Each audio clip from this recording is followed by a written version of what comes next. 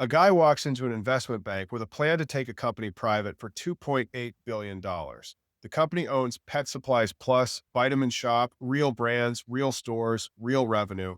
The bank says yes, puts up $600 million, takes a 31% stake. Sounds like a great deal, right? Except the guy running the deal was already under investigation for a $300 million hedge fund fraud, and nobody checked. This is deal or dispute. Brian Kahn was a dealmaker.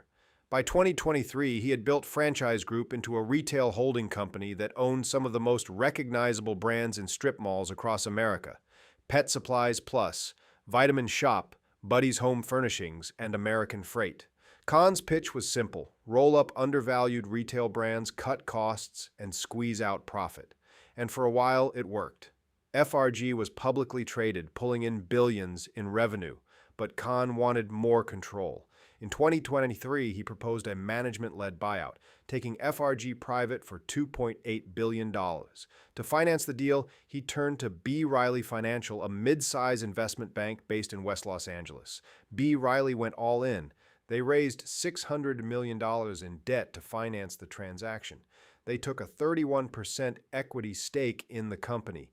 They even lent Kahn's personal investment fund $201 million, largely secured with FRG shares. On paper, this looked like a classic leveraged buyout. Experienced operator, established brands, financial backing from a reputable bank, the kind of deal that gets written up in business school textbooks. But here's the part that wasn't in the pitch deck. So you've got a $2.8 billion deal, a willing bank, and a founder everyone trusts. What could go wrong? Everything. Because the man behind the deal had a secret that would blow the whole thing up. While Kahn was pitching the FRG buyout, he was simultaneously under criminal and civil investigation for his involvement in Prophecy Asset Management, a hedge fund that had collapsed in 2020 after hiding massive trading losses.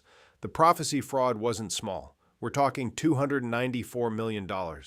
And here's where it gets worse. Prosecutors allege that Kahn fabricated $225 million in preferred stock certificates from Buddy's Nuco, which was an FRG subsidiary. That means the fraud at the hedge fund was directly connected to Franchise Group's own corporate structure. Kahn allegedly used the $2.8 billion take-private deal to pay off massive personal debts that he'd racked up while defending himself against the hedge fund fraud investigation. He was robbing Peter to pay Paul, except Peter was a publicly traded company and Paul was a federal prosecutor. In December 2025, Kahn pleaded guilty to conspiracy to commit securities fraud in a Trenton, New Jersey federal court. He admitted to hiding the trading losses that brought down Prophecy.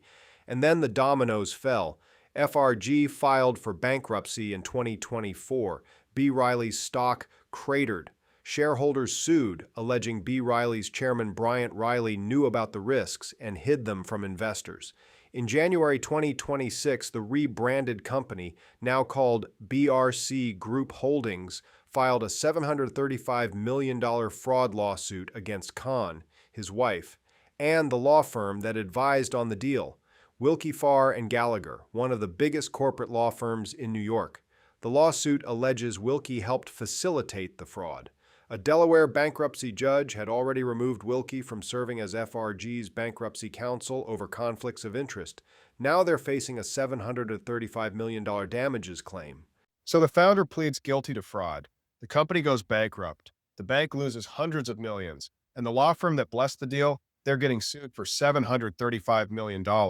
So what's the lesson here? The lesson from the Franchise Group disaster is one that every business owner, investor, and dealmaker needs to tattoo on their forearm.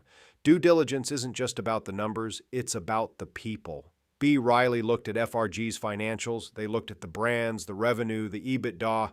What they apparently didn't look hard enough at was the man running the show. Kahn was under active investigation for a $300 million fraud when they handed him the keys to a $2.8 billion deal. Second lesson, when your law firm has conflicts of interest, that's not a yellow flag, that's a red flag on fire. Willkie Farr was advising on a deal while allegedly helping to paper over fraud. A Delaware judge kicked them off the bankruptcy case. Now they're defendants in a $735 million lawsuit. Third, if someone needs your money to pay off debts from a different fraud, that's not an investment opportunity. That's a Ponzi scheme wearing a sport coat. If you're doing a deal, any deal, run background checks, check court records, verify that your partner isn't currently being investigated by the DOJ. It costs a few $1,000s. Skipping it can cost you $735 million.